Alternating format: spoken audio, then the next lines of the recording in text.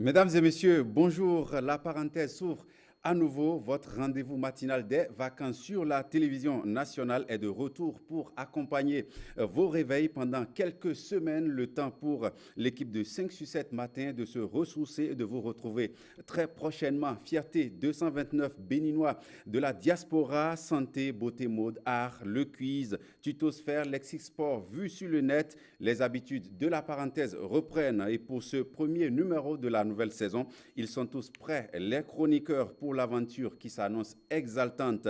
On démarre dans la bonne humeur avec la minute de l'humoriste. Le temps pour Mylène Fanon de s'installer. On va retrouver De Jésus Comedy Club, bien entendu, dans un karatéka bon teint.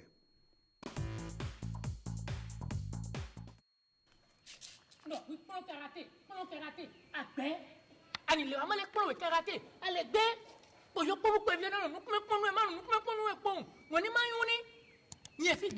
je suis un karatéka bonté, ceinture noire, 352 dan.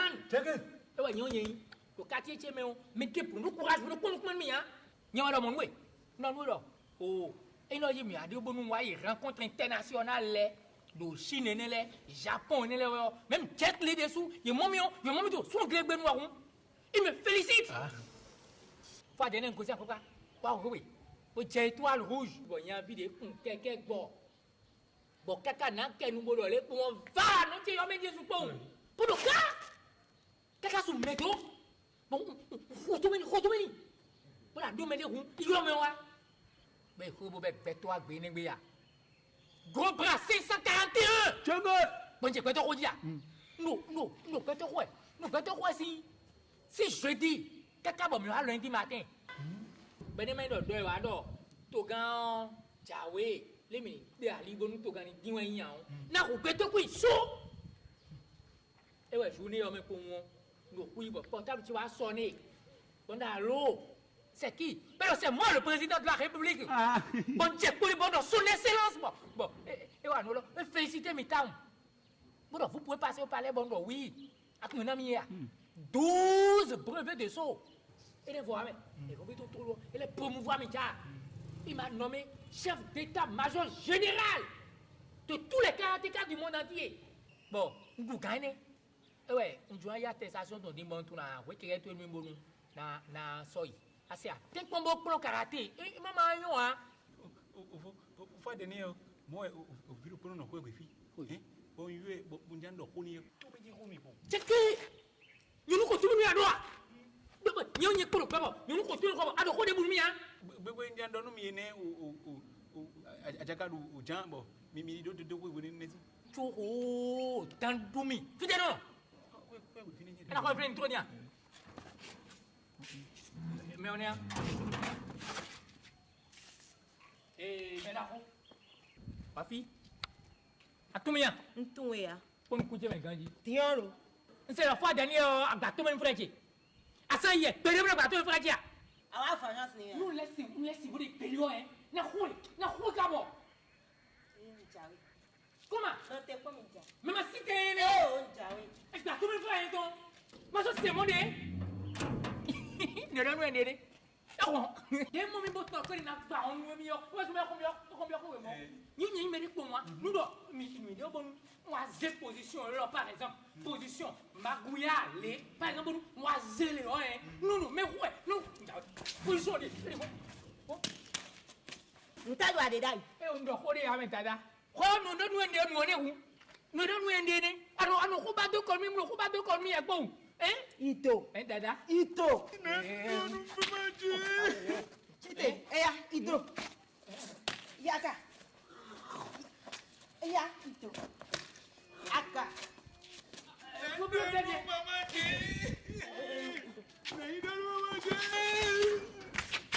Achabalule. Loki ato. Masa momi. Mina titien lo kati yode. Et voilà, donc c'était là De Jésus Comedy Club dans Karatéka Bontin en plateau avec moi pour démarrer cette émission. Mylène Fanon. Mylène Fanon, très heureux de vous retrouver. Bonjour. Un plaisir partagé, Bruno. Bonjour et bonjour aux téléspectateurs. Voilà, c'est une nouvelle saison Qui démarre. Oui, je suis prête. J'ai pour vous des maladies, certaines maladies dont on va parler, des maladies d'ailleurs dont on parle très souvent, mais dont on néglige la portée, puisqu'avec le temps, on s'y est habitué. Et j'ai également déniché pour vous plusieurs parades de grand-mère, assez de maximes africaines qu'on va essayer de décortiquer sur ce plateau tout au long de l'aventure parenthèse. Voilà, ça s'annonce donc très intéressant. En face de vous, Saint-Tiche Kengpo, c'est un nouveau visage qu'on va découvrir sur la parenthèse. Elle est tout aussi prête, j'imagine. Bonjour Saint-Tiche. Bonjour Bruno, bonjour Mylène. Je suis très contente de faire partie de l'équipe. Voilà, la voix fine qui va souvent accompagner donc ce plateau. Il va nous bercer. Voilà, exactement. Allez, place donc à la rubrique santé. Je vous retrouve, Mylène, dans quelques secondes. Juste après le jingle, vous abordez ce matin avec nous les maladies sexuellement transmissibles. C'est bien ça. On en parle assez souvent, vous l'avez dit, mais dans la pratique, il y a toujours des comportements qui continuent de faire des victimes. On vous retrouve donc juste après ceci.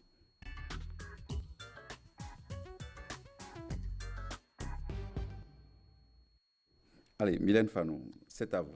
Oui, Bruno, on démarre, comme vous l'aviez dit, cette aventure santé et parenthèse avec des éclaircissements sur les MST ou IST, si vous voulez. On en a tellement entendu parler qu'on s'y est habitué avec le temps et bien plus, nous avons banalisé sa portée. Pourtant, les infections sexuellement transmissibles ont d'énormes répercussions sur la santé sexuelle et reproductive. Et pire encore, quand elles sont mal diagnostiquées et donc mal traitées. Et pour vous donner des éclaircissements, pour pouvoir parler de sa portée, des répercussions que ces infections ont sur la santé, on a invité pour vous le docteur Amos Bokodaho. Docteur, bonjour.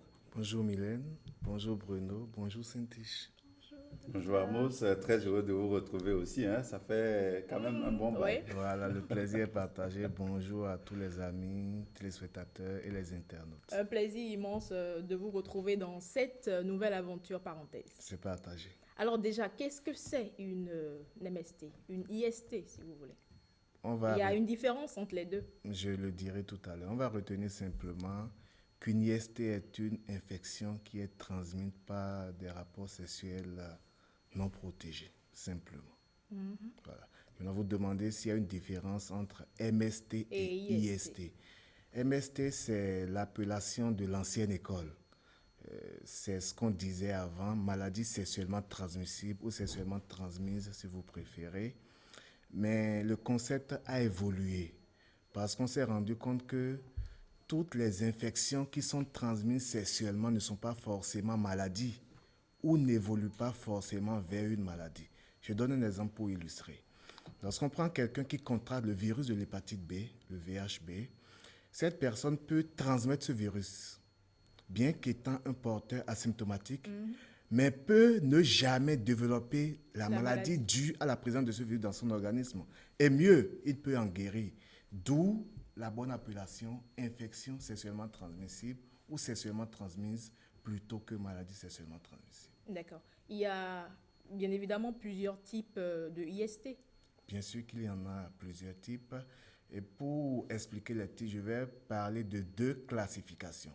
Une première classification étiologique, c'est-à-dire se basant sur la cause de la maladie, et une deuxième classification clinique, se basant sur les manifestations cliniques.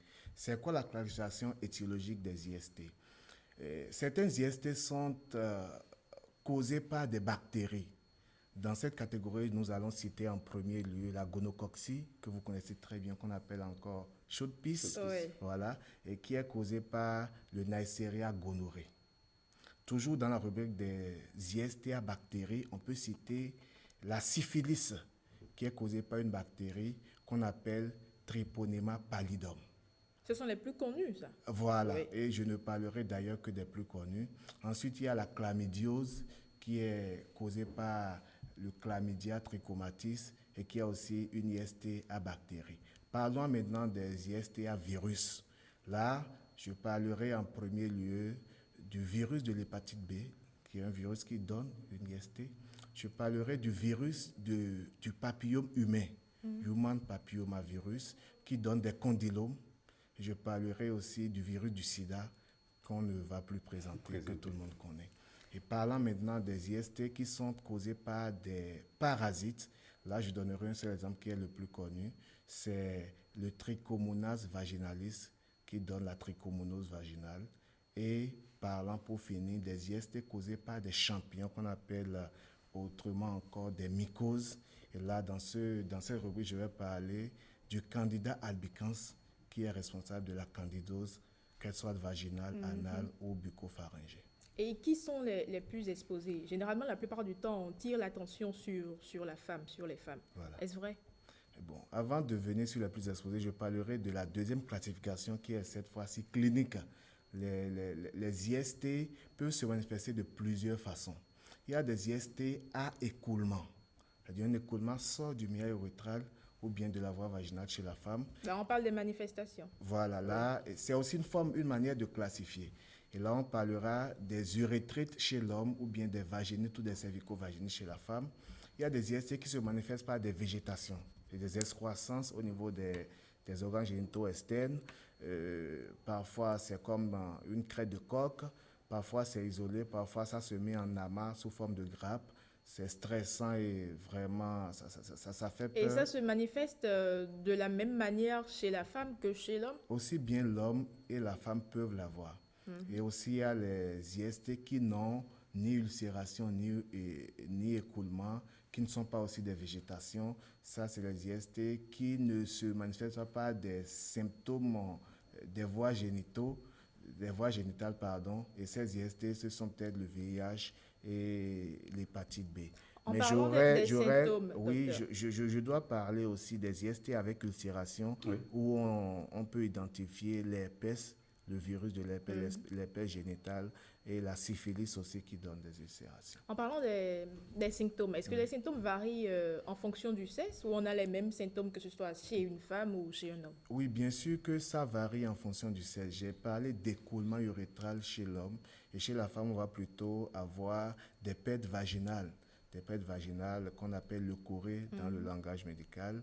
Et ces pertes vaginales, il y en a, ça c'est une parenthèse, il y en a qui sont normales. Il y a des pertes vaginales normales, des leucorrhées normales.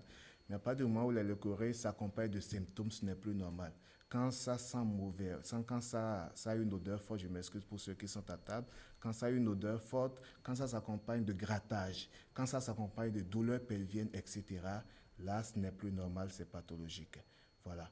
Et il faut aussi retenir que toutes les IST peuvent ne développer aucune manifestation symptomatologique. Et c'est ça d'ailleurs tout le danger de la chose. Ça évolue à bas bruit sans symptômes et ça se complique petitement. Et c'est peut-être lors d'un examen systématique qu'on découvre que quelque chose est là.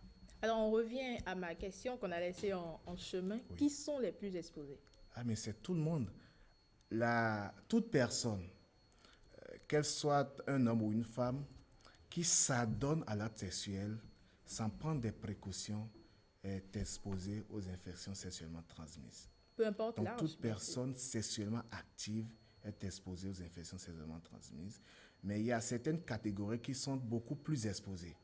Et au nombre de cette catégorie, je vais citer les adolescents et les jeunes entre 15 et 24 ans. Vous comprenez la fougue de la jeunesse. On veut tout expérimenter. Oui.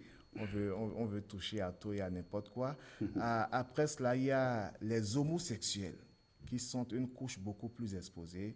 Il y a ceux qui s'adonnent à une sexualité débridée avec une pléthore de partenaires sexuels. Ces personnes aussi sont exposées. Et il y a aussi, on découvre certains qui ont au-delà de la cinquantaine, qui du fait de certaines réalités peut-être de leur vie conjugale, je ne sais pas, veulent faire de nouvelles expériences et sans précaution veulent avoir de nouvelles conquêtes. Dans cette catégorie aussi, il y a beaucoup d'IST. Comment déjà se fait le diagnostic? C'est d'abord consulter un médecin. Un spécialiste? Un médecin ou un médecin généraliste ou un gynécologue ou un neurologue ou une sage-femme. Lorsqu'on constate les premiers symptômes, il ne faut pas rester à la maison et chercher à prendre peut-être des tisanes ou bien à faire une automédication. Il vaut mieux aller voir un spécialiste qui va poser des questions, qui va examiner, qui va, si possible, demander des examens complémentaires, des examens sanguins. Parfois, on fait des prélèvements au niveau du vagin, on fait des prélèvements au niveau de l'urètre et sur la base de tout ce faisceau d'arguments, on pose un diagnostic et on met un traitement qui guérit. Le diagnostic, il varie en fonction du sexe, bien évidemment. Mais bien sûr, puisque Oui. les manifestations ne sont Ne sont pas pas les mêmes. Voilà. Est-ce que de toutes ces infections que vous avez citées, est-ce qu'il y en a qui sont liées? Et lié, oui, parce que toute personne qui fait les autres IST, je donne par exemple quelqu'un qui fait un herpès ou bien quelqu'un qui fait une syphilis, attention, lorsqu'il vient, que nous l'examinons, que nous posons le diagnostic, nous cherchons aussi à vérifier s'il n'y a pas le virus de sida là. Oui. Nous cherchons à vérifier s'il n'y a pas le virus de l'hépatite B là. Parce que lorsque la muqueuse vaginale ou la muqueuse urogénitale chez l'homme est fragilisée, ça ouvre la voie à toutes sortes d'infections et cette personne devient vraiment vulnérable. Dites-nous, docteur, est-ce que les pets vaginales, vous avez parlé tout à l'heure des pets vaginales, est-ce que ces pets-là sont transmissibles de la femme à l'homme? Si l'homme peut faire des pets, c'est ça? L'homme fait des C'est-à-dire qu'il peut y écoulements. avoir des écoulements par le meilleur, vous l'appelez. Bien sûr, Voilà. bien sûr. L'homme, on ne va pas parler de pets chez l'homme, mais on parlera d'écoulement urétral chez l'homme. L'homme fait ses écoulements urétraux et la femme fait des pets vaginales. Mais peut-être l'autre point de votre question, c'est de demander s'il y a des microbes dans cette pète. Bien sûr, dans toute sécrétion, que ce soit chez l'homme ou bien chez la femme, il y a ces microbes qui sont à même de transmettre les IST. C'est bon? C'est bon, T'es j'ai ma satisfaite? réponse, exactement. Alors, docteur, il y a évidemment un traitement. Il y a Bien sûr. des traitements qui varient en fonction de l'IST qu'on Voilà. a. Bien sûr qu'il y a un traitement, mais le seul et meilleur traitement qui marche, c'est la prévention. Et c'est sur ça que je vais beaucoup plus m'éterniser, parce que, je le dis souvent, la meilleure maladie, c'est celle qu'on n'a jamais faite. Vous serez d'accord avec moi. Et parlant de prévention, c'est quoi? Retenons DAF, pas directeur des affaires financières, bien sûr, mais DAF pour dire dépistage. Dépistage, donc toute personne qui veut s'adonner à l'acte sexuel doit se faire dépister et faire dépister son futur partenaire sexuel.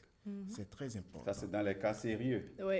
Ah oui, je Parce vais... que parfois, il y a des situations où on n'a pas le temps, Pas du tout. enfin, les partenaires n'ont pas le temps d'aller se faire Ah dépister. oui. Mais c'est Vous tout ça comprenez qui fait ce que je que- veux dire, quand c'est c'est tout- au détour d'une soirée, Mais vous n'allez pas... voilà, mais c'est tout cela qui fait, qui fait le nid à ces infections qui deviennent de plus en plus récurrentes. Et je le dis souvent, nos choix d'aujourd'hui peuvent avoir un impact lourd sur notre futur et notre présent. C'est très important. Donc, il faut dépister. Et dépister se fait traiter. Lorsqu'on l'a, il faut se faire traiter les deux partenaires avant d'y aller sans prendre de précautions. C'est très important. Maintenant, une fois dépisté, avant que le résultat ne sorte, il faut s'abstenir. Vous me direz que je fais de la préhistoire sur votre plateau. Mais d'accord, je l'admets. Mais imaginez... Allez-y très rapidement parce que... Imaginez ce monde-là Oui. où chacun se dépiste, chacun connaît son statut, chacun applique la bonne fidélité dans le couple et que chacun protège son partenaire. On ne sera plus là pour parler d'IST. Donc c'est cela. Donc dépistage, bonne fidélité et puis lorsque nous ne sommes pas prêts à nous faire dépister, lorsqu'on n'est pas prêt à appliquer la bonne fidélité, alors là, protégez-vous.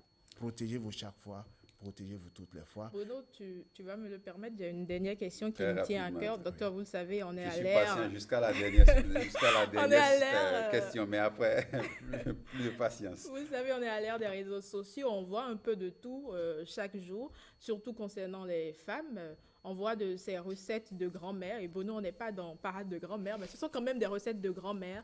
Je vais taire le nom de ces choses qu'on nous propose la plupart du temps sur les réseaux sociaux, des choses qu'on utilise pour guérir peut-être d'une infection ou peut-être pour se resserrer le vagin ou peut-être pour se mettre bien. Est-ce que ces choses peuvent engendrer, créer des infections?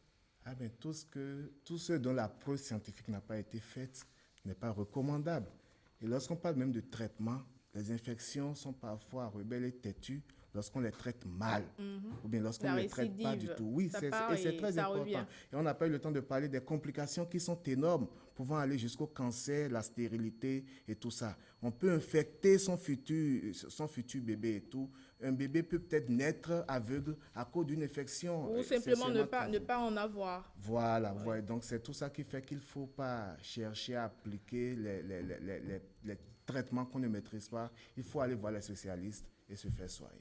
Il faut prendre soin de soi, on ne vit qu'une fois. Il faut prendre soin Il faut de se soi. préserver. Il faut se prendre soin de soi et prendre soin des autres. Oui. Parce que cette histoire nous concerne, mais concerne aussi les autres. Merci, docteur C'est Amos moi. Bokodaro. Tout le plaisir. Comme on le dit souvent, il faut se protéger et protéger les autres. Merci à vous, Mylène Fanou, pour la rubrique santé de ce matin. On a parlé des infections sexuellement transmissibles. La parenthèse se poursuit. Avant de faire du sport, on va bricoler à présent avec Saint-Tiche Quincon qui nous amène dans la sphère des tutoriels. C'est l'heure donc de Tutosphère.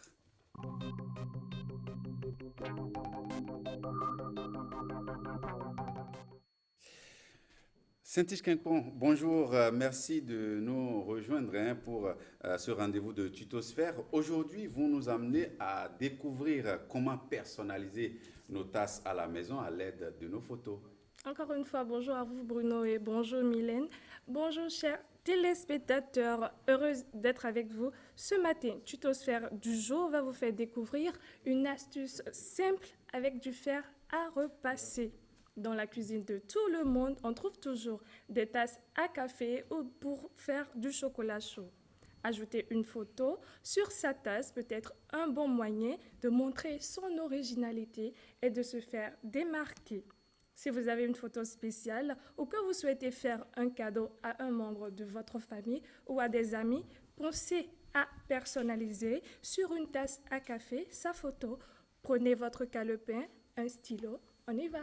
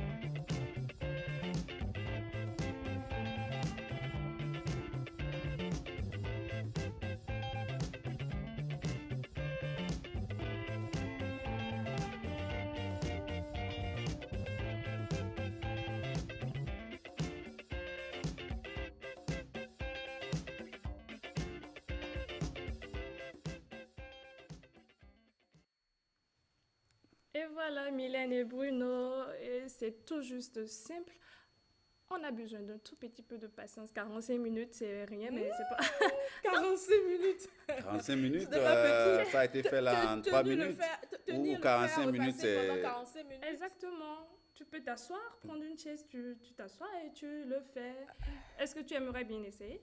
Oui, mais pas en 45 minutes. Bah, dis-nous beaucoup comment ça pour se moi, fait. déjà. On a suivi la vidéo. Est-ce que tu peux nous expliquer de façon, enfin, les étapes? Oui, un dernier détail. Il faut au moins s'assurer qu'on a une bonne tasse qui De n'a bonne qualité et bien lisse. exactement bien lisse, qu'il n'y ait pas d'écriture là-dessus pour favoriser la tâche de la photo sur la tasse. Et bien là, moi, j'ai mon fer à repasser, j'ai ma tasse et j'ai... Malheureusement, pas de prise à côté. Il ne manque que la photo. et aussi, hein. non, la photo est déjà là et j'ai mon scotch et après l'émission, je vais l'essayer pour mon plaisir. Tu l'essaies Bruno, donc, pour son c'est- simple plaisir, bien pour ton sûr. propre Rien que plaisir. pour son C'est Exactement. peut-être un piège que tu t'es tendu parce que au prochain numéro, nous, on va vous demander de nous montrer le résultat de votre bricolage. Hein. Ah, ne Donc, t'inquiète pas, tu il faudra verras. vraiment s'y mettre juste après l'émission. C'est une promesse que vous avez faite aux téléspectateurs. T'inquiète. Merci, Saint-Tiche, pour cette belle rubrique. Merci pour cette leçon de bricolage. un Encore plaisir. deux grands rendez-vous ce matin. Bien entendu, avant de retrouver le talk, nous allons d'abord faire du sport avec quelqu'un que vous connaissez très bien, un visage très connu donc de la parenthèse. Dans un instant, on va l'accueillir pour parler de Lexique Sport.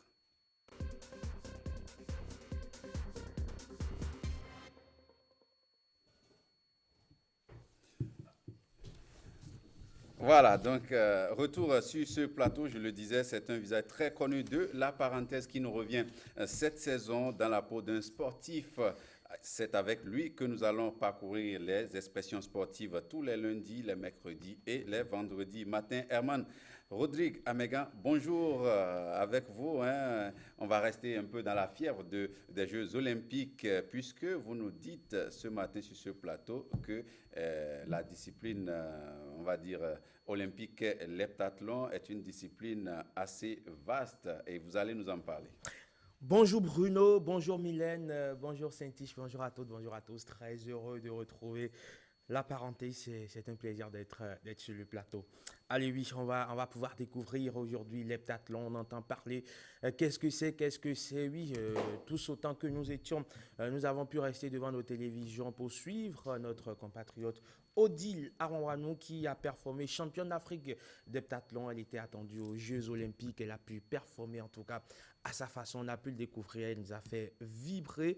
Mais quand on parle d'heptathlon, finalement, c'est quoi? Alors, c'est le combiné de 7 épreuves d'athlétisme. Le mot heptathlon provient de la racine grecque hepta, qui veut dire 7, et athlon, qui veut dire compétition. Donc, c'est une compétition de 7 épreuves. Et donc, les épreuves se déroulent sur 2 jours, avec 4 épreuves le premier jour et 3 le deuxième. Et les compétiteurs cumulent des points calculés à partir des épreuves terminées. Le gagnant est celui qui a le plus de points.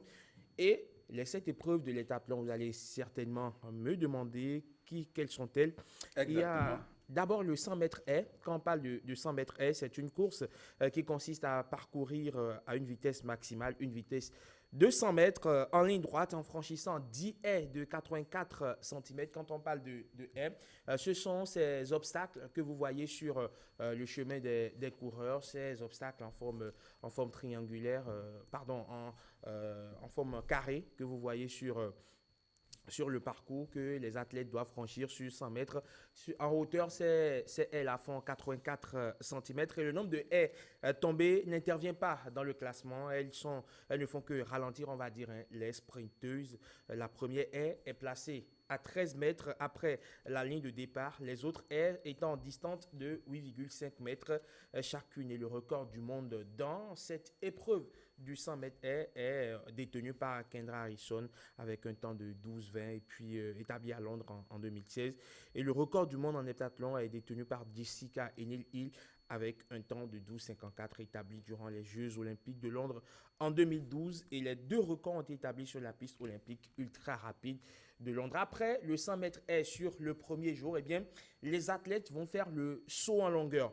C'est quoi alors le saut en longueur? C'est une épreuve, oui, on pourra me dire qu'on l'a fait au collège et puis on a développé toutes les astuces, rouleau ventral, ciseaux, mais absolument, il n'en est pas question ici. Il n'est pas question de rouleau ventral ni de ciseaux. C'est une épreuve qui consiste à franchir une barre posée entre deux supports verticaux en prenant appui sur une jambe. Et vous allez les voir, les athlètes font une inclinaison du dos pour pouvoir franchir la barre et retombent sur le dos. Et donc, vous avez pu le voir sur les épreuves des Jeux Olympiques de Tokyo. Le record du monde dans un heptathlon est détenu par, évidemment, c'est une évidence pour les amateurs d'athlétisme, pour ceux-là qui suivent de très près l'athlétisme. Ils peuvent déjà deviner qui détient ce record. C'est bien évidemment Nafissatou Thiam, cette athlète belge avec un saut à 2,02 m réalisé lors du meeting de Talence. C'était en 2019. Et puis, il y a le lancer de poids. Alors, sur ce plateau, on l'a tous fait en terminale ou même dans les classes antérieures au collège, on faisait le lancer de poids. À peine, on lançait 2 mètres, 3 mètres. Parfois, ça tombe juste devant. Parfois, ça tombe là, tout juste à côté. Juste devant, pas très loin, juste à côté. Encore que moi, je faisais un gros effort. J'ai de la puissance dans les bras. Allez, donc, le saut, le lancer de poids qui est une épreuve qui consiste à lancer une boule de métal aussi loin que possible, et le record du monde est détenu donc dans un heptathlon est détenu par Ostra Squid avec une distance de 17 mètres 31 établie lors des Jeux Olympiques de Londres toujours.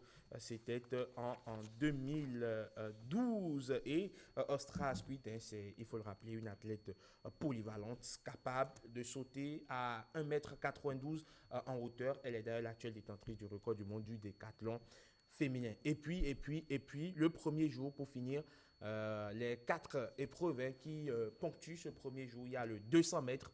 Le 200 mètres qui consiste à parcourir un demi-tour de piste, parce que oui, là, un tour de piste, ça fait 400 mètres. Et donc, un demi-tour de piste d'athlétisme de 400 mètres. Le record du monde dans un heptathlon est détenu par Diki Joner-Kersey avec un temps de 22,30. Ça a été établi à Séoul en 88. Ça remonte à il y a longtemps. Voilà, ces 4 épreuves vont jalonner le premier jour et chaque épreuve, c'est 1000 points. 1000 points, vous avez la possibilité de décrocher le plus de points possible.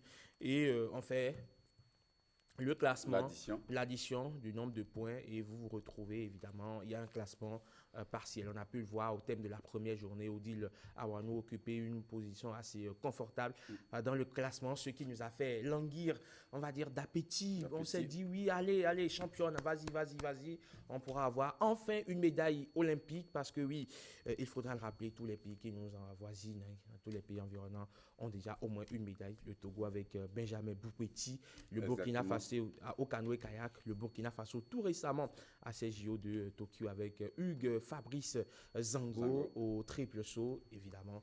Et lorsqu'on va en Côte d'Ivoire, au Niger, Abdulrahman Alfaga qui a également eu une médaille olympique, le Nigeria, n'en parlons plus. C'est une pratique assez, on va dire, devenue de plus en plus, c'est une habitude là-bas. C'est devenu le quotidien des athlètes. Deuxième jour. Allez, revenons sur le deuxième jour. Oui, ça commence par faire long. Je le sais, ça commence par faire long, Bruno. Le deuxième jour, on va y aller très rapidement, comme les athlètes d'heptathlon d'ailleurs. Il y a le saut en longueur qui consiste à couvrir la plus longue distance possible en sautant avec élan à partir donc d'une marque fixe. Et le record dans un heptathlon est détenu une fois encore par Jackie Joner-Kersey avec un saut à 7,27 m. C'était toujours à Séoul. Puis il y a le lancer de javelot. Ça, vous l'avez fait, Mylène. Saint-Tiche aussi l'a fait. On nous demandait au collège de venir avec nos javelots. On allait voir le menuisier du quartier. Allez, tiens, prends le bois restant, sculpte-moi ça pour que ça soit, on va dire, un bois assez pointu pour que dès que je lance, ça puisse toucher. Mais malheureusement, ça n'entre jamais dans le sol. On le sait tous, ça va tomber quelque part dans le décor. Parce que parfois, le sol est... Ou parfois on sort du champ. C'est un sol aussi argileux que difficile à pratiquer d'ailleurs. Alors, c'est une épreuve qui consiste à lancer un engin appelé javelot fait en métal. ici bien évidemment en fibre de verre ou en fibre de carbone. Et le record du monde est détenu par Barbara Spotakova avec un lancer à 72 mètres 28. C'était à Stuttgart en 2008. Et puis, il y a le 800 mètres. Le 800 mètres, deux tours de piste qui est une épreuve d'athlétisme de demi-fond, la plus courte de cette catégorie, correspondant à 2 tours de piste sur une piste en plein air. Et le record du monde dans un heptathlon est détenu par Nadine Debois avec un temps de 2:01 minutes 84 secondes. C'était à Talence en 87. Et le record du monde de l'heptathlon est détenu évidemment par la reine incontestée de cette discipline en la personne de Diki Joyner-Kersee avec un total de 7291 points réalisés durant les Jeux olympiques de Séoul en 88. Jackie Joyner-Kersee qui détient également les 6 meilleures performances mondiales de tous les temps. Alors, revenons pour finir à ces JO. Là, je commence pas à faire longtemps. Je commence pas à ennuyer plus d'un. Allez, on va finir tout de suite avec les JO de Tokyo 2020 et évidemment, la championne, c'est une fois encore Nafissatou Thiam. Ah oui. Quand on dit Nafissatou, ouais, Thiam, ça sonne comme sénégalais. en 2016 d'ailleurs. Oui, comme en 2016. Ça Oui. sonne sénégalais, mais c'est une Belge, évidemment. Elle a remporté un 2e titre de championne olympique d'affilée d'heptathlon à Tokyo. Thiam est sortie victorieuse avec un total de 6791 points et a devancé les Néerlandaises Anouk Veter et Emma Oostewegel. Et la Belge de 26 ans, également championne du monde en 2017 à Londres, se relance ainsi après sa 2e place aux Mondiaux 2019 à Doha. Sa grande rivale, la Britannique Katrina Johnson-Thompson, qui l'avait dominée au Qatar, a dû abandonner après s'être blessée lors du 200 mètres dès la première journée de l'heptathlon. Et qu'en est-il alors de Odile Arouanou, notre athlète pour qui notre cœur battait si fort la chamade? Alors, elle a fini à la 15e place. Elle est quand même allée jusqu'en finale de l'heptathlon. C'est inédit. C'est une performance incroyable. C'est une performance majuscule. On voit des gens qui se sont déchaînés sur elle après le 800 mètres. Parce qu'il faut le rappeler, pour finir, oui, cette fois-ci, c'est définitif. Pour finir, il faut le rappeler. Cette fois-ci, c'est définitif. Je vous le jure, la main sur le cœur. Alors, on l'a vu, les athlètes de 800 mètres ne sont pas toutes performantes dans toutes les disciplines. Ils ont leur discipline, ils ont leur discipline favorite. Oui. Et donc, c'est sur cette discipline qu'elle essaie d'engranger le maximum de points. Et de creuser l'écart. Et de creuser l'écart. Avec Odile Arouanou, vous avez le lancer de javelot, le lancer de poids et également, qui sont ses disciplines favorites. Mais sur le 800 mètres, c'était pas forcément sa discipline de cœur et de prédilection. Et on a pu le constater au terme de la compétition. Elle finit 15e et donc s'en sort avec 0 médaille, mais un bon point puisqu'elle a amélioré le nombre total de points qu'elle avait dans sa carrière. Voilà, vous savez désormais tous deux, l'heptathlon, vous pouvez vous autoproclamer maître de l'heptathlon, vous pouvez l'enseigner chez vous à la maison. Et vous avez bien raison de le souligner pour Odile Arouanou, c'est même pareil pour la championne Nafissat qui n'a pas été sur le 800 mètres qui était la dernière épreuve, elle n'a pas franchi la ligne, elle n'était pas la première à franchir la ligne, mais pourtant elle est sortie donc championne de l'heptathlon. Merci. Emma Amégan, vous nous expliquez ce matin que l'heptathlon est une combinaison au sport de 7 disciplines, dont 4 au premier jour, que sont le 100 mètres c'est bien ça, le 100 mètres le saut en hauteur, le lancer du poids, le 200 mètres et le deuxième jour, 3 autres épreuves, à savoir le saut en longueur, le lancer du javelot et le 800 mètres qui vient boucler tout ceci. La preuve de ça vous tente? Odile, Ça vous dit? Pas trop. J'aime ce que je fais, je me concentre là-dedans. Et la Pas un preuve peu de d'Odile, spa à côté? plus ou moins. Un peu de repassage tout de même. Ah ouais, ça c'est bien. D'accord. Ça c'est clair. Ce n'est pas La un sport. preuve d'Odile nous montre qu'il ne faut pas courir 2 lièvres à la fois. Il faut choisir sa discipline et se concentrer là-dedans pour avoir un meilleur résultat. Mylène, vous qui êtes Ah non, ça, je n'ai omnisport. pas essayé, je ne l'ai pas essayé. Ah, jamais. C'est quand même 7 épreuves, hein, ce n'est pas facile.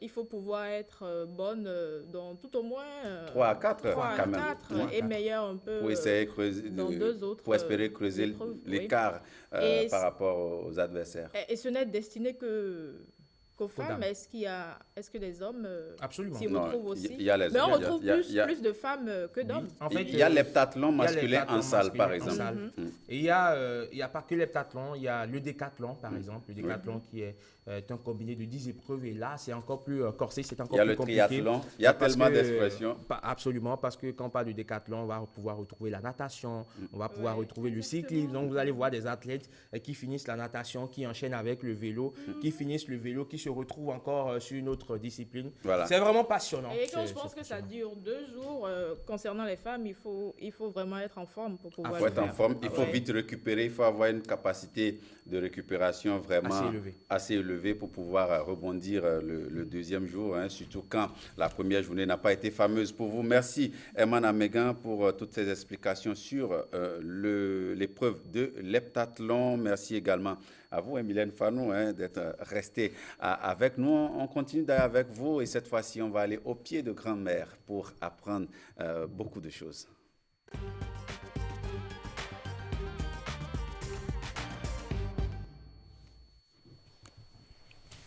Mylène Fanou, parade de grand-mère, c'est maintenant sur la parenthèse ce matin. Qu'est-ce qu'on apprend? Que nous dit grand-mère ce matin? Les Alors, téléspectateurs Sans vous impatience. suivent. Je vous le rappelle, parade de grand-mère, on parle ici des maximes béninoises, on ne dit pas, on ne doit pas faire, mais pourquoi généralement on ne le sait pas, on ne le dit pas, ce sont juste des interdictions sans réelle précision.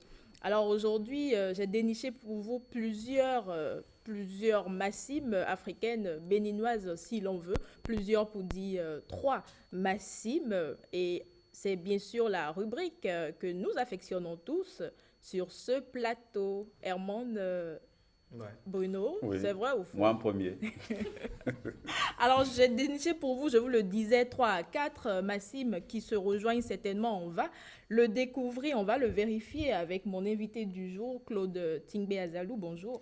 Bonjour Mylène, bonjour Bruno, bonjour à toutes et à tous. Vous allez ce matin nous éclairer. D'accord, il n'y a pas de souci. Grand-mère l'a chargé. Mais là, c'est grand-père. Hein. Non, mais c'est grand-mère qui l'a D'accord. chargé et il C'est- va nous expliquer. C'est grand-père qui a discuté avec grand-mère avant de venir. Exactement. Alors, Saint-Tiche, est-ce que tu as déjà essayé d'acheter de l'huile rouge la nuit?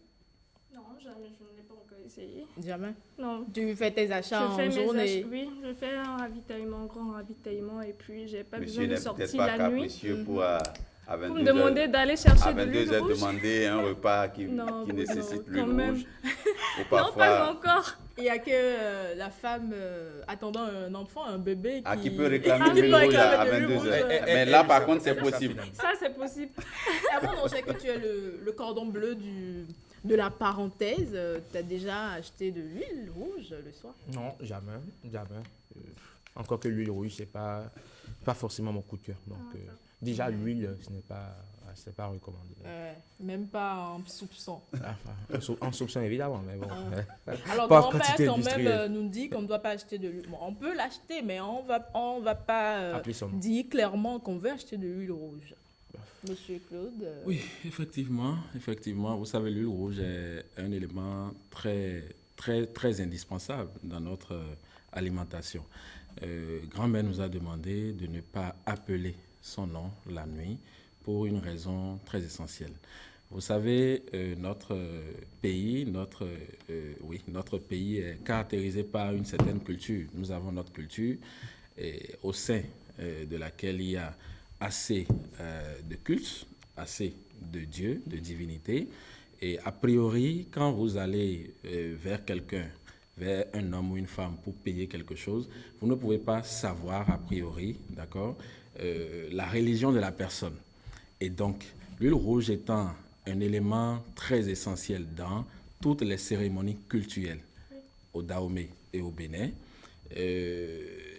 tous les dieux, toutes les divinités, pour la plupart, interdisent qu'on appelle en fait son nom, étant donné que c'est un élément essentiel, qu'on appelle son nom dans la nuit. Parce que vous savez, la nuit, c'est le moment où toutes les entités sortent.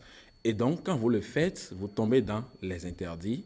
Et vous savez qu'à chaque interdit est afféré une peine ou des malédictions données. Et donc, quand vous vous rapprochez de la vendeuse ou du vendeur et vous dites « je vais payer de l'huile rouge », la personne, vous serez en train de voir l'huile rouge sur son étalage, mais il ou elle va vous dire « il n'y en a pas ». Tout simplement parce que...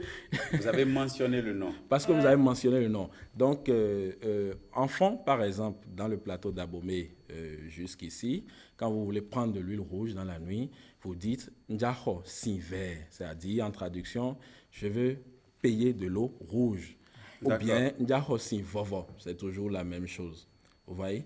Et quand vous faites l'erreur d'appeler le nom Amivovo la nuit, et que le vendeur vous le vend, il y a malédiction et pour le vendeur et pour l'acheteur. Oui, l'acheteur n'est pas épargné.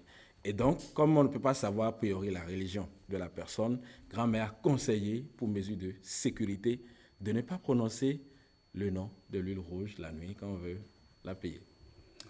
Mais là maintenant, on est dans la ville. Est-ce que en pleine ville, je n'ai pas le droit, la possibilité de dire clairement ce que je vais acheter la nuit? Non, vous savez, il y a eu dans l'histoire assez de migrations, d'accord? Et tous ceux qui sont, la plupart de ceux qui sont ici viennent, par exemple, du plateau d'Abomey, viennent des ethnies.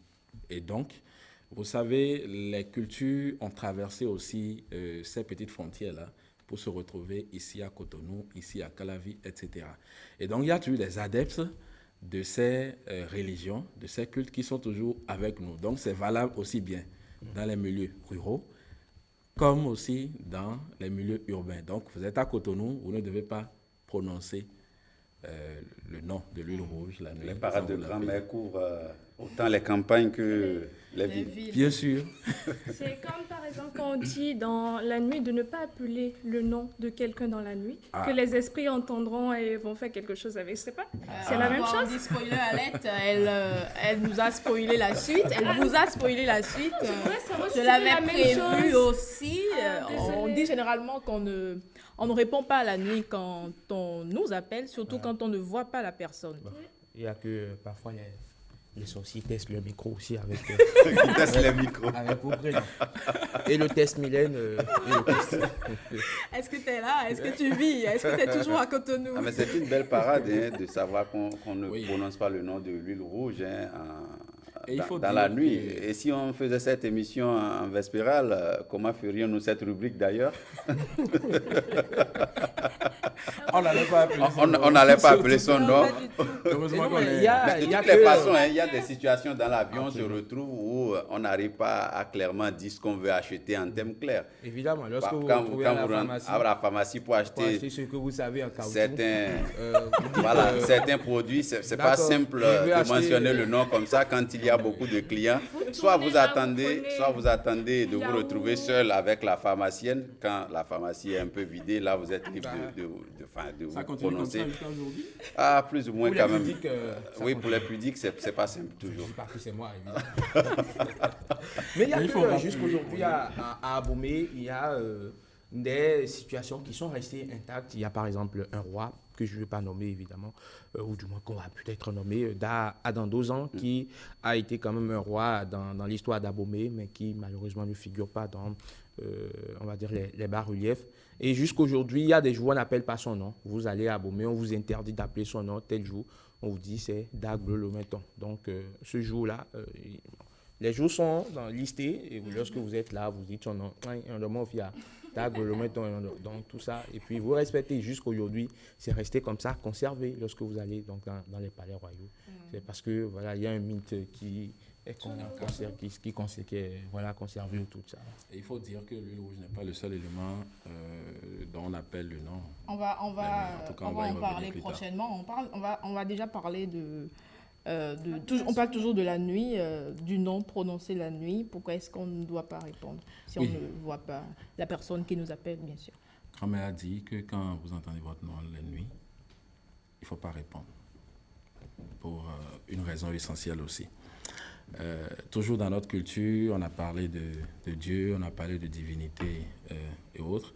Il y a une divinité particulière, le Dieu de la terre, dans notre culture, qui avait ce mode opératoire. Quand il voulait contacter en fait ses adeptes, les humains, il prend ce mode opératoire et il vous communique en fait ce qu'il veut que vous lui fassiez, c'est-à-dire des cérémonies, des ajouts, et ainsi de suite.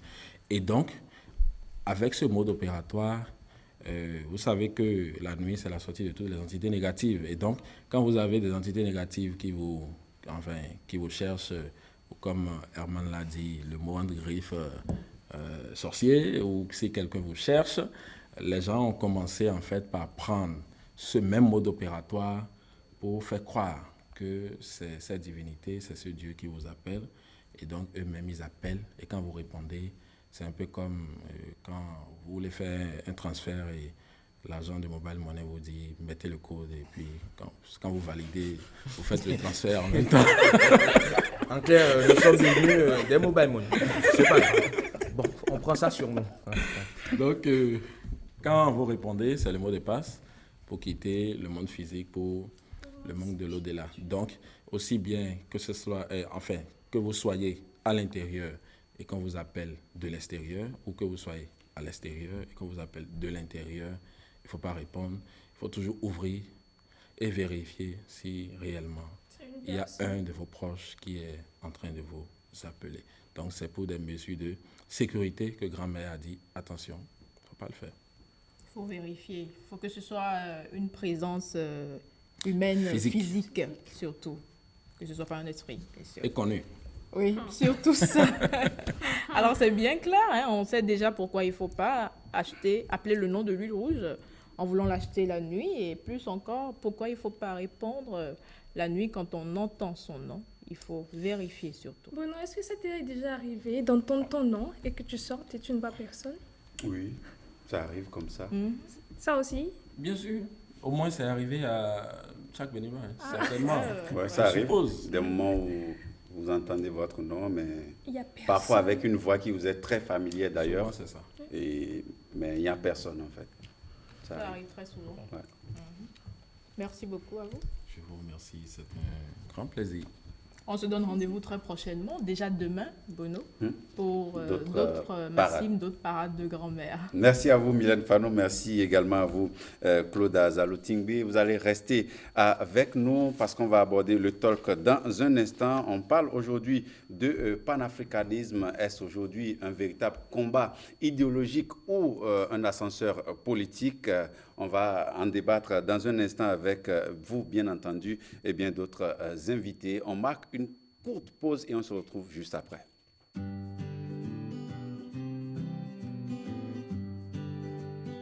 L'effectivité de la présence des vaccins au Bénin est réelle.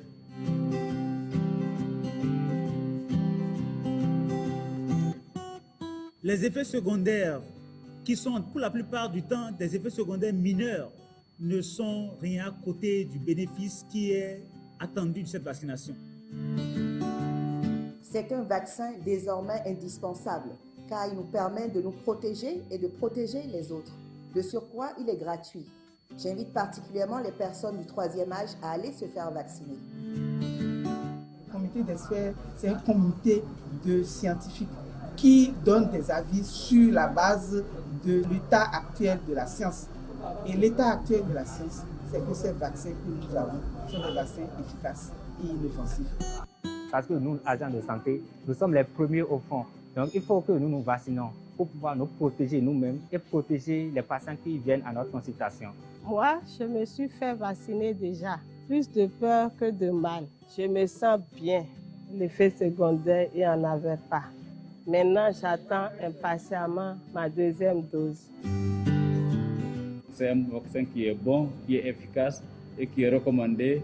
Et l'ensemble de l'humanité est en train de se vacciner. Donc j'encourage toute la population béninoise à venir se faire vacciner dans les centres de vaccination. Donc pour les enfants, pour nos enfants, pour leur avenir, pour nous, pour notre protection, vaccinons-nous. La vaccination contre la Covid-19 est désormais ouverte à toute personne âgée de 18 ans et plus. Elle est sûre, efficace, gratuite et disponible dans les centres de santé retenus sur tout le territoire béninois. Contactez-nous pour plus d'informations sur les sites et les conditions de vaccination. Ceci est un message du ministère de la Santé avec l'appui de ses partenaires.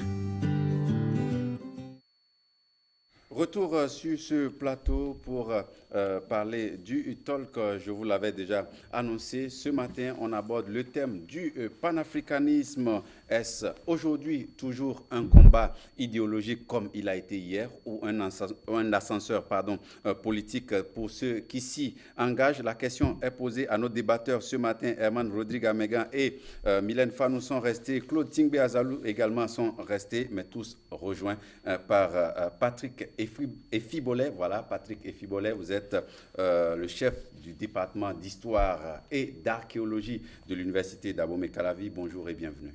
Bonjour, monsieur le journaliste.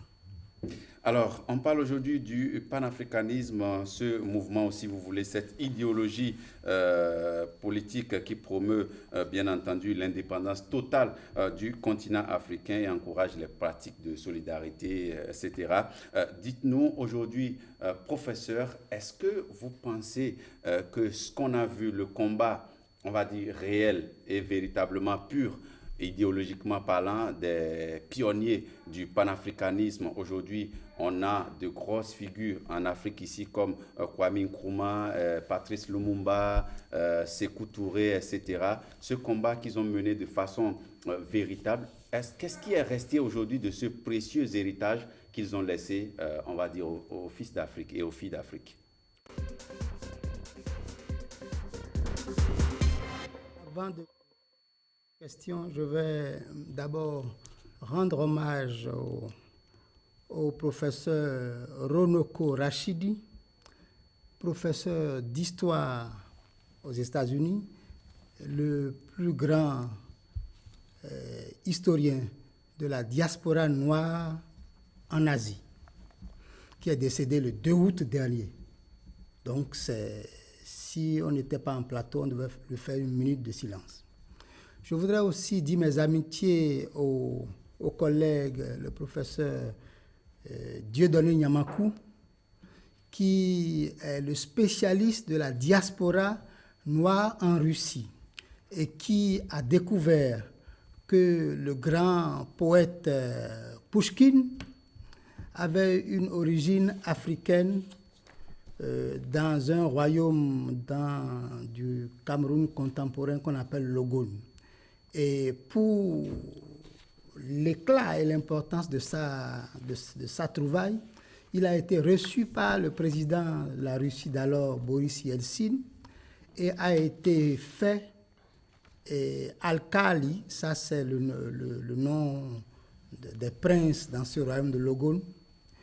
Mais professeur Nyamakou, pour le moment, sur le territoire béninois depuis 5 ans, n'a pas encore la chance d'être reconnu par l'État béninois, et j'espère que dans le cadre des réformes de l'enseignement supérieur en cours, le Bénin pourra créer les conditions pour que ces citoyens de grand calibre qui décident de rentrer au pays pour servir la nation puissent trouver leur place dans l'enseignement supérieur, parce que effectivement la recherche scientifique au Bénin a besoin de sang neuf, a besoin et l'histoire telle qu'enseignée au Bénin a besoin de sang neuf. Et quand on a des gens qui ont des parcours aussi élogieux et sur des questions aussi précises, c'est important que l'on puisse les associer à la réflexion, à la recherche historique nationale et africaine. Je dis ça pour maintenant aborder ce que c'est que le panafricanisme. Je vous demandais tantôt, après la définition du panafricanisme, qu'est-ce qui est devenu, qu'est-ce qui reste aujourd'hui de ce combat mené par les pionniers du panafricanisme aujourd'hui?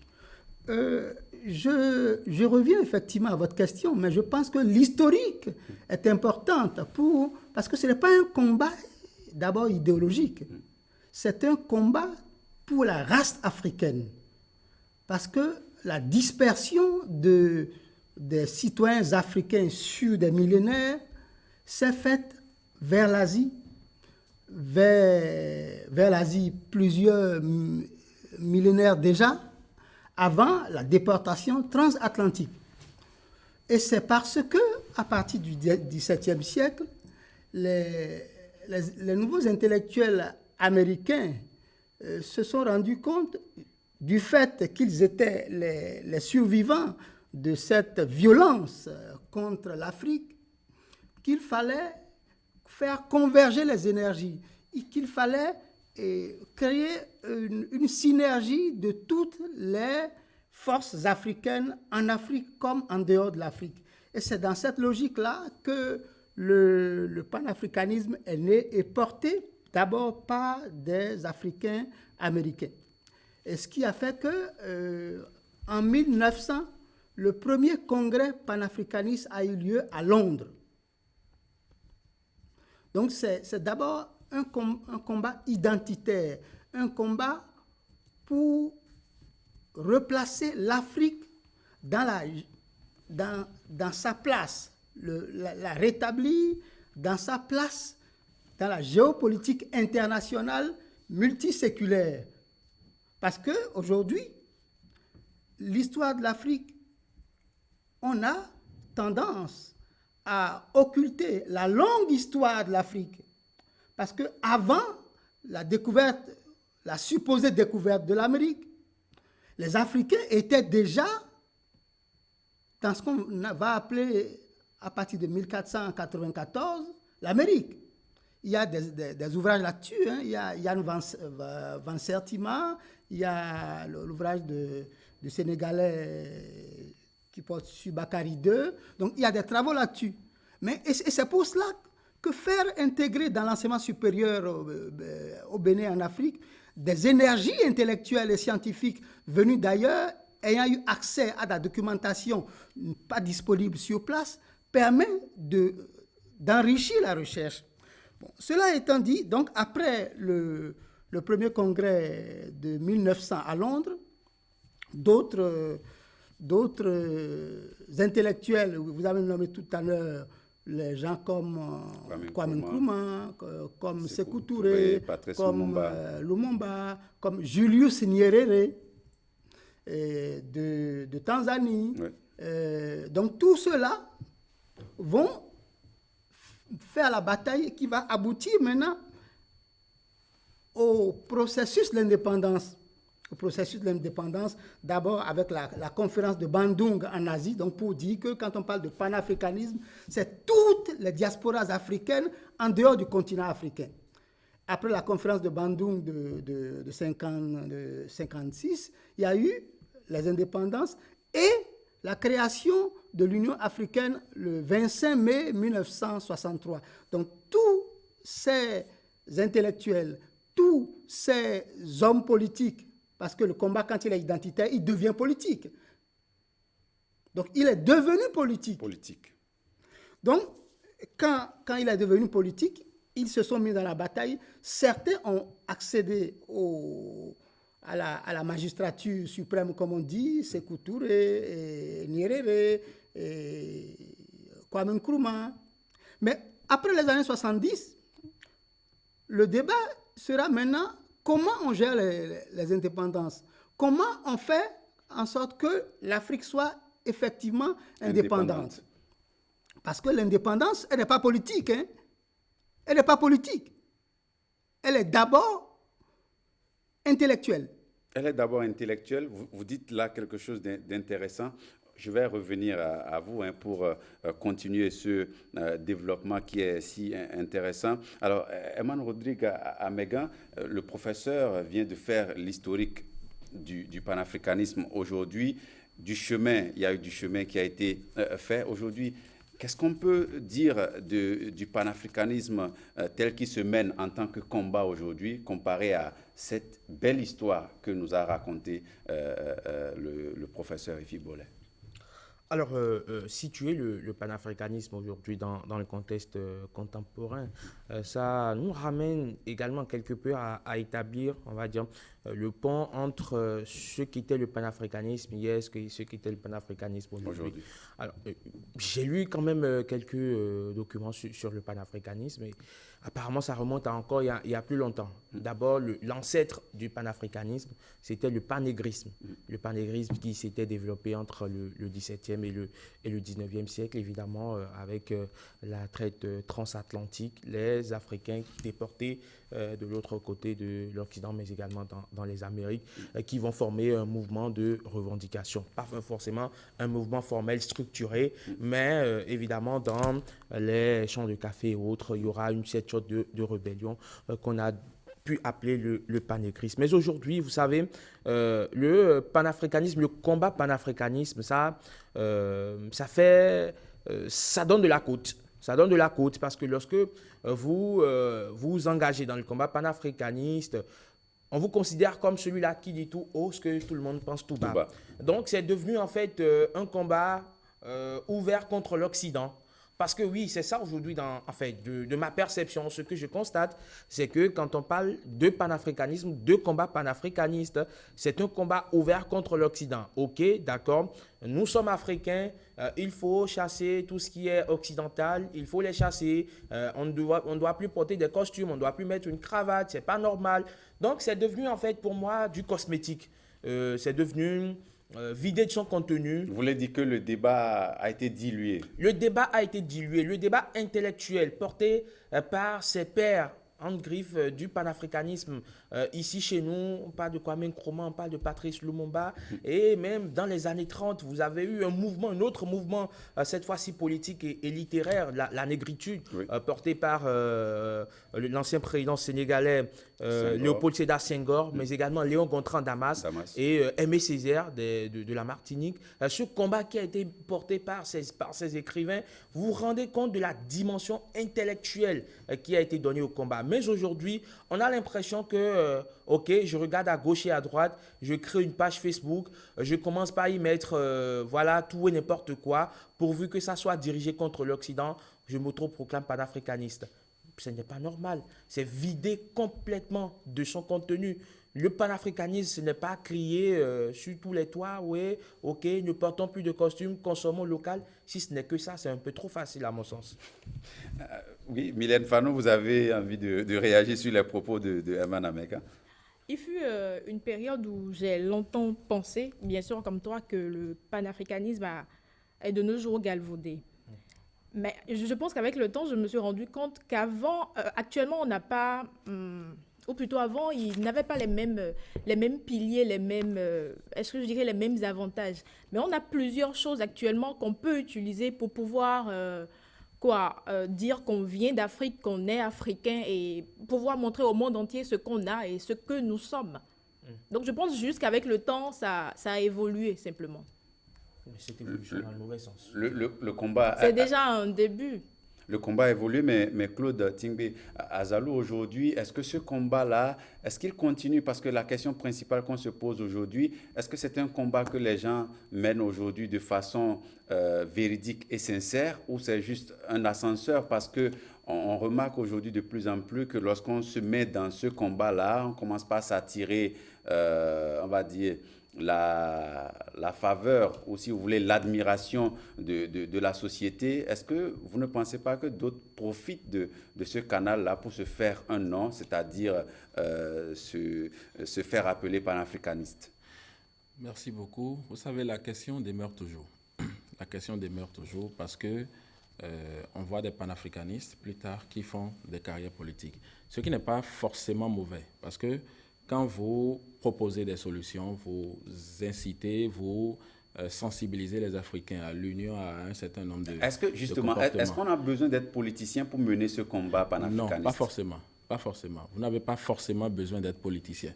Le panafricanisme, c'est une doctrine. C'est une doctrine qui prône en fait le rassemblement, l'union au niveau des peuples. Et donc, vous n'avez pas forcément besoin d'être politicien. Mais quand vous êtes un politicien, vous avez plus de force de porter haut et fort en fait ce message pour pouvoir inciter vos citoyens à s'unir et à adopter les comportements qu'il faut. Herman parlait tout à l'heure du consommation local, que je trouve par exemple très important. j'ai fait une petite analyse, c'est que si nous commençons réellement à consommer nos produits, c'est-à-dire en dehors de tout ce que nous-mêmes on ne peut pas fabriquer, c'est-à-dire les portables, les voitures, pour le moment on ne le fait pas. Si on le fait réellement, enfin si on consomme au niveau de nos producteurs, nous allons chacun augmenter les masses de nombre d'emplois qu'il y a dans le pays. Donc ce mode de pensée, ces idées du panafricanisme vont nous permettre de mieux nous développer et d'éviter des fois la fuite des cerveaux. Donc l'idée, elle est belle, mais est-ce que, c'est pour ça que j'ai dit tout à l'heure, la question perdue, la question reste toujours, est-ce que réellement ceux qui sont panafricanistes aujourd'hui continuent réellement de prôner cette idéologie ou profitent peut-être de ce concept pour se faire connaître. De l'aura que ce concept peut leur donner. Voilà. La question reste toujours, mais il faut que les gens soient vrais. Il faut que les panafricanistes soient réellement vrais et poursuivre cet idéal, comme on l'a vu Nelson Mandela, comme on a vu certains anciens qui quand même ont porté cet idéal jusqu'à la fin. S'ils le font, c'est que c'est toute la communauté africaine qui va les reconnaître. Donc c'est ce que nous on souhaite, c'est qu'il soit vrai et que le combat soit réellement un combat idéologique, même si à un moment donné, ils trouvent peut-être des canaux politiques pour pouvoir mieux s'exprimer. Alors, professeur Effie Boller, vous étiez en train de nous parler de l'ampleur de la tournure politique que le combat panafricaniste a pris à un moment donné. Avez-vous l'impression que sur la durée, c'est un combat qui a été gagné ou on a plutôt stagné? Le combat, est-ce qu'il est gagné? Je ne sais pas. D'être gagné ou stagne-t-il? Non, il ne stagne pas parce que ceux qui sont contre le panafricanisme sont aussi à l'œuvre, sont aussi en action. Donc, et c'est ce qui fait que on peut trouver que ça s'est dilué. On peut trouver qu'il y a des gens qui prétestent de mouvements panafricanistes pour se positionner politiquement. Que des gens posent des actes qui sont peut-être violents, comme disait votre collègue Herman Rodrigue Amega. Il y a des cas, mais le combat reste à mener. Il reste à mener parce que tout combat, toute idéologie, toute conception du monde qui ne trouve pas la possibilité de sa mise en œuvre dans l'espace politique ne finit par s'éteindre. Donc, effectivement, il faut qu'on ait une vision panafricaniste. La vision panafricaniste, ça veut dire quoi? Ça veut dire que nous puissions consommer effectivement nos produits. Vous savez, depuis une trentaine d'années que nous sommes rentrés dans l'ère démocratique. Démocratique, oui. Vous imaginez le nombre de friperies que l'on vend sur notre territoire. Il y a 30 ans, quand vous passiez dans la rue qui mène au marché Misebo, oui. On avait honte qu'une connaissance au passage vous rencontre. On se cachait. Pourquoi? Parce qu'on pensait que si on va là, qu'on allait acheter de la friperie. Venu d'ailleurs. Venu d'ailleurs. Et aujourd'hui, 30 ans après, la friperie est dans toutes nos rues. C'est une fierté à la limite. On s'invite même pour y aller. Et au pot même, il y a un chanteur qui a chanté à Tutara, à Tutame. Donc il y a un glissement sémantique. Il y a une perception de la friperie qui a changé. Mais la conséquence que nous ne mesurons pas, oui. Quand nous importons, quand l'État béninois autorise à importer des centaines de tonnes de balles, c'est qu'on appauvrit les tailleurs. Et depuis maintenant une vingtaine d'années, je suis ça depuis, parce que moi j'ai un tailleur qui me coupe mes bombas là. Oui. Depuis 1999, j'ai le même tailleur. Ce tailleur... Longue vie à lui. Ce tailleur qui a été libéré en 1998 et avec 4 ou 5 apprentis. Oui. et a pu construire sa maison avec, aujourd'hui a quitté la boutique qu'il a gardée pendant les 20 et quelques années et a rejoint sa maison. Donc c'est dire que si l'État ne prend pas la précaution de prendre des lois qui permettent de sécuriser le marché intérieur, de vraiment encadrer le marché intérieur, il coule l'économie nationale. Mais au-delà, très rapidement, parce que oui. Le combat panafricaniste, il est aussi de voir, dans le cadre de la politique nationale, qu'est-ce que les États voisins produisent. Dans les années 80, le Nigeria produisait les voitures 504, 505. Et parce que, à la faveur du renouveau démocratique, on a importé en milliers et en millions des voitures, le Bénin a coulé le marché de construction automobile du Nigeria. Donc le panafricanisme, c'est ça aussi. D'accord. Parce que, en fait, c'est ça le vrai problème. Merci, professeur. On va revenir. Herman Amegan, cette question ou cet aspect de la question que soulève le professeur Efi Bolet entre aujourd'hui, et vous-même vous l'avez évoqué, cette, on va dire, disparité d'idées là, on va dire, parmi nous, est-ce que vous ne pensez pas que ça rend difficile de remporter le combat du panafricanisme quand il est devenu, vous l'avez dit aujourd'hui, un débat dilué et qu'il y a une frange de la société ou de la population, si vous voulez, qui continue d'être plus ou moins accrochée à l'idéal et au mirage d'ailleurs? Alors, vous savez, en 1963, quand on créait l'Organisation de l'Unité africaine, OUA est devenue finalement l'Union africaine, c'était pour porter quelque peu le combat panafricaniste par des dirigeants, des gens qui ont le pouvoir, des gens qui dirigent nos différents États. Mais vous vous rendez compte, des dizaines d'années plus tard, on est pratiquement au même endroit. Vous avez une Union africaine qui est financée en majorité par l'Union européenne, par la Chine et par d'autres puissances.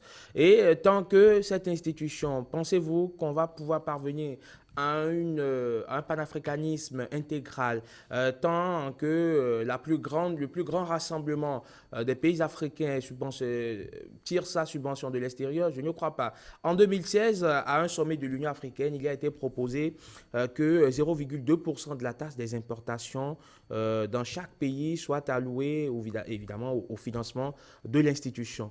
5 ans après, où en sommes-nous?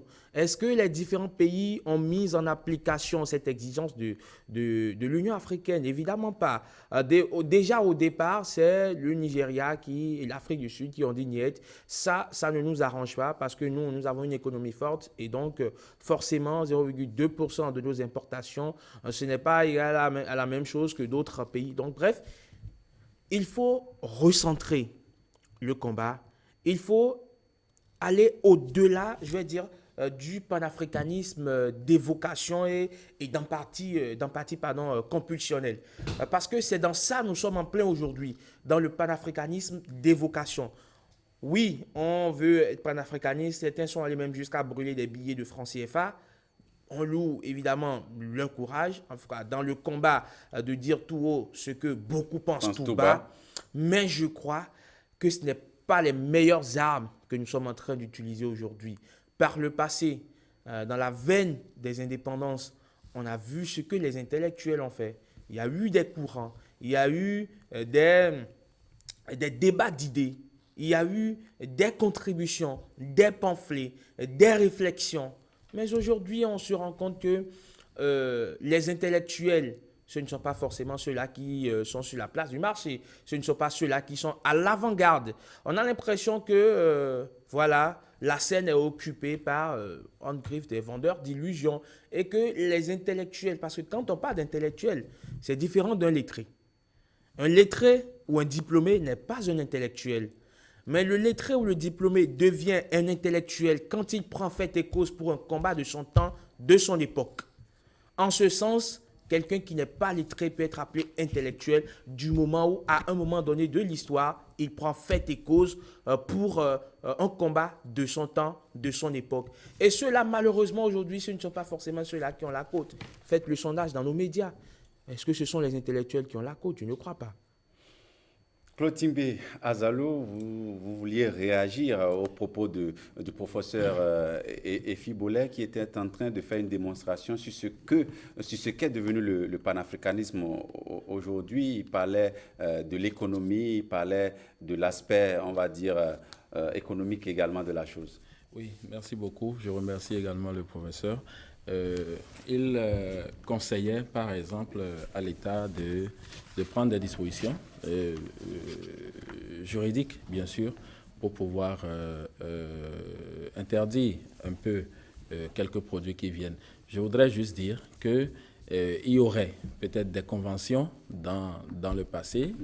Vous savez que le libéralisme économique et social a été prôné à un moment donné, et qui n'est pas si facile pour les États de prendre ces décisions. Mais il y a quand même une autre méthode que je pense beaucoup plus efficace, c'est-à-dire, on parlait tout à l'heure du consommation local. Si on décide nous-mêmes de commencer par consommer ce qui est réellement produit par nos Béninois, de plus en plus, nous aurions, vous voyez, assez de ressources, et ces producteurs, chaque fois, auront tellement de ressources qu'ils vont décider d'ouvrir des annexes. Vous voyez, à chaque fois qu'un producteur ouvre un annexe, ouvre des annexes plutôt, autant pour moi, ce producteur va prendre un directeur général, un secrétaire général, un gardien, un garde vélo, etc. Et donc, il y aura un nombre d'emplois qui va s'augmenter. De plus en plus que le nombre d'emplois augmente, nous allons voir qu'il y aura de plus en plus de ressources financières, et ça va nous permettre d'assurer une certaine autonomie pour pouvoir nous développer nous-mêmes. Et c'est aussi une autre manière. Si nos dirigeants politiques ont la capacité de prendre les lois comme l'a recommandé le professeur, ce serait une belle solution également. On va faire rapidement un dernier tour de table parce que le temps est vraiment passé. Mylène Fanou. Je pense, toujours ce que j'ai dit au début, le combat, on le mène de différentes manières. Chacun y va en fonction de ce qui l'inspire le plus. Et comme tu l'as dit, je pense bien que les vrais combats, généralement, sont menés par des intellectuels, des écrivains, et c'est généralement ce qu'on a vu jusque-là. Mais je pense que ça évolue, comme je l'ai dit, ça change. Professeur, on va prendre votre mot de la fin parce que c'est bientôt la fin du débat. Avant de dire mon mot de fin, le débat est effectivement intéressant, mais les obstacles du panafricanisme sont en Afrique. Quand on prend, je parle de faits historiques. Hein. Allez-y. La monnaie éco est une invention de la CEDEAO et qui, depuis 76-78, la CEDEAO a été créée en 76, un ou 2 ans après, on avait envisagé de faire un marché commun avec une monnaie qui va s'appeler ECO. Et en 2019, par manigance, le président de la Côte d'Ivoire prend l'ECO pour remplacer le CFA. Avec ça, c'est des faits historiques. Donc, le verre est dans le fruit. Vous pensez que c'est un frein au panafricanisme? Mais est-ce que l'idée de la CEDEAO, de l'ECO, est-ce que c'est une idée du président de la Côte d'Ivoire? Non. En fait, c'est des faits historiques. Donc, je m'en tiens à l'histoire. Donc quand on joue à ces jeux-là, c'est évidemment que c'est incohérent. Et effectivement, des pays comme l'Afrique du Sud diront « Ah, mais je ne peux pas mettre 2% de mes importations dans une association où tout le monde ne se sent pas responsable. » C'est ça le vrai problème. Merci, professeur. On va revenir sur ce thème, mais visiblement, on n'a pas assez de temps pour dire tout sur tous les contours donc, de la question du panafricanisme. Claude Tingbe Azalo, votre mot de la fin. Oui, je remercie tous ceux qui nous ont suivis et je dis une fois encore, il faut que les gens soient vrais. Voilà, c'est tout ce que je vais dire pour finir. Merci à vous. On va passer maintenant à la dernière escale de la parenthèse. C'est une tradition ici et personne n'y échappe. Le quiz.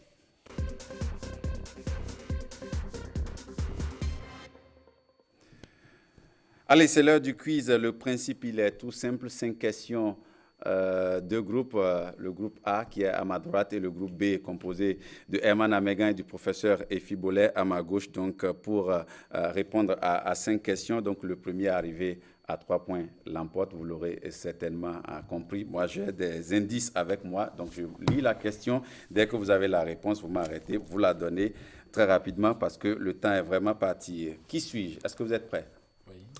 Oui, ça peut aller. Qui suis-je? C'est une question qui peut intéresser le professeur. Historien et grand auteur, né en 1922 et mort le 4 décembre 2006, mon père est considéré comme le premier chrétien de mon pays. Je passe mon baccalauréat à Bamako. Joseph Kizerbo. C'est la bonne réponse. Voilà, donc... un point pour l'équipe A. Équipe B plutôt. Enfin, un point pour l'équipe B. Voilà. Allez, on est parti pour... Le professeur, c'était la question, on va dire... Cadeau? Pas cadeau, mais enfin, c'est une question pour historien, donc il était dans son bain. Avec quelques indices, il a pu trouver la... Mais après, j'ai entendu chrétien, je me suis dit, bon, Amadou chrétien, ça ne fait pas l'affaire. Voilà, Joseph Kizerbo à l'antenne. Que suis-je? Deuxième question. Attention. Événement sportif international. Je fus originellement tenu dans un centre religieux dans la Grèce antique. Les Jeux Olympiques. Les Jeux Olympiques. Je voulais le dire. Mais j'hésitais, je voulais attendre un peu. Faut pas hésiter, Claude, faut pas hésiter parce que vous n'avez pas, il n'y a pas de sanction quand on donne une mauvaise réponse. Ah, ok, donc j'avais pensé cela. Voilà, vous pouvez tenter autant de fois que vous il m'a voulez. pris de court. Ah ouais. Et puis voilà. Il reste, faut pas hésiter. Une dernière manche. Ouais. À 3, on est gagnant. Il faut relancer le match. Réduction du score, c'est impératif. Que suis-je? Mylène, ça peut vous intéresser peut-être, je ne sais pas. Je suis l'une des 6 écoles orthodoxes de la philosophie indienne dont le but est la libération. Pratique visant par la méditation. Bouddhisme? Non. Le yoga? Le yoga. Le yoga. C'est pas sérieux, avant, c'est pas gentil. Bon, je termine la question. Pratique visant par la méditation, l'ascèse et les exercices corporels à réaliser l'unification de l'être humain dans les aspects physiques, psychiques et spirituels. En 2014, les Nations Unies me consacrent le 21 juin et chaque année, je suis à l'honneur dans le monde entier à cette date-là. Alors, le végétarisme est une composante plutôt classique de mon exercice car la consommation de la chair animale a pour origine une violence exercée sur l'animal, blessé et tué. Ceux qui me pratiquent sont appelés les yogis. Ça fait 3-0. 3-0. On continue. On continue. Ça fait 2-2. On continue. Ça fait 2-2. Ça fait 2-1 d'abord. 2-1. D'accord. Que suis-je? Département regroupant 6 communes. Je suis d'ailleurs le plus grand en termes... Alibori? La Liborie. Mais qu'est-ce qui se passe, Claude? 4-0, c'est une fessée. On va à la 5e. Oui, 4-0. On va à la 5e, on s'arrête là. Non, ça fait 2-2. Ça fait 2-2. Ça fait 2-2. Ça fait 2-2. Ils ont mangé du lion ce matin. Alors, que suis-je? 5e question. Monument construit par des Égyptiens de l'Antiquité. Les pyramides. Non. Présumé tombe du 2e roi de la 4e dynastie de l'Ancien Empire, je fus édifié au centre du complexe funéraire du Khéops. Non. Situé à Gizeh, en Égypte. Dans l'Antiquité, j'étais considéré comme le premier des 7 merveilles du monde et la seule, d'ailleurs, à avoir survécu jusqu'à ce jour. Durant des millénaires, je fus la construction humaine la plus haute, la plus volumineuse et la plus massive du monde. C'est pas la pyramide. La pyramide de Gizeh. Exactement. Fallait préciser. Oui, la pyramide de Gizeh ou la pyramide de Khéops. D'une hauteur de 147 mètres, je suis la plus grande pyramide d'Égypte, pyramide de Khéops ou pyramide de Gizeh. Merci à vous, professeur Efi Bolet. Merci à vous également, Herman Rodrigue Amegan. Merci également à vous, Mylène Fanou et Claude Tingbe Azalou pour avoir pris part à ce numéro 1, on va dire, de la parenthèse, la nouvelle saison donc, qui reprend. Merci d'être resté en notre compagnie. On va se quitter. On se donne rendez-vous demain à partir de 7h pour un autre numéro de votre émission La Parenthèse. À très vite.